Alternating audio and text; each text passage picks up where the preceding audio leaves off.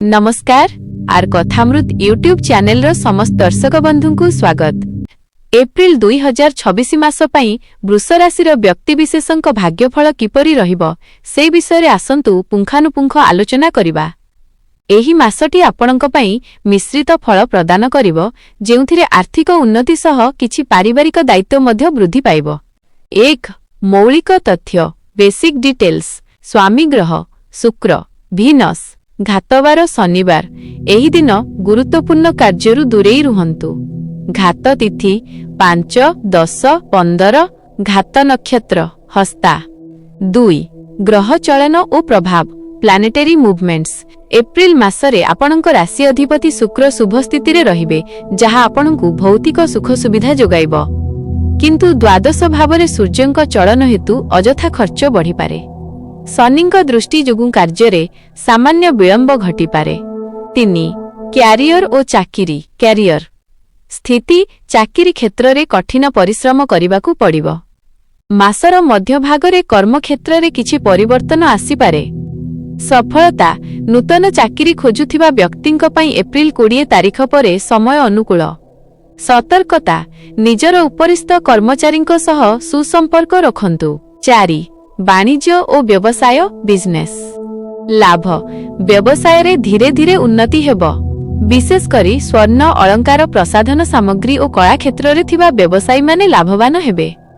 निवेश नूतन पुंजी निवेश पाई समय भल, किंतु कागजपत्र कार्य रे सावधान रुहंतु। 5 शिक्षा एजुकेशन विद्यार्थी माने पाठ पढ़ारे मनोनिवेश करिवे।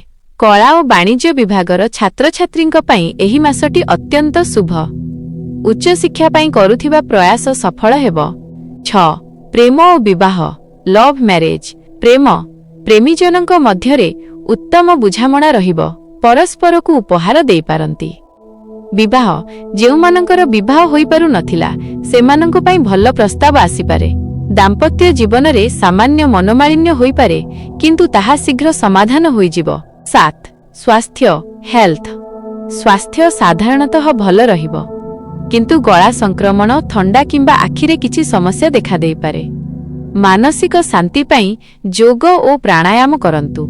8 विपद संकेत और सतर्कता वार्निंग्स विपद संकेत मासर शेष सप्ताह रे काहारिकु टंका धार दियंतु नहीं, फेरी पाइबारे कष्ट होई पारे।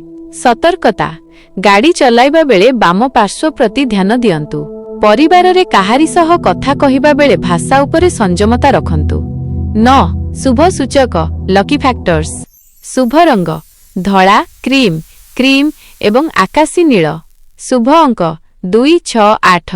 शुभ दिन शुक्रवार बुधवार और सोमवार। 10 प्रतिकार रेमेडीज एही मासरे शुभफल वृद्धि पाई निम्नलिखित कार्य करंतु।